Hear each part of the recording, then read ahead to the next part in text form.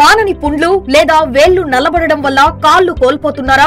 Varicose veins కు గల ఆధునిక చికిత్స గురించి తెలుసుకోవాలనుకుంటున్నారా? డయాలసిస్ కోసం ఫిస్టులా ఆపరేషన్ చేయించాలనుకుంటున్నారా? అయితే సంప్రదించండి నెల్లూరు వాస్కులర్ సెంటర్. నెల్లూరులోని మొట్టమొదటి వాస్కులర్ సర్జరీ క్లినిక్.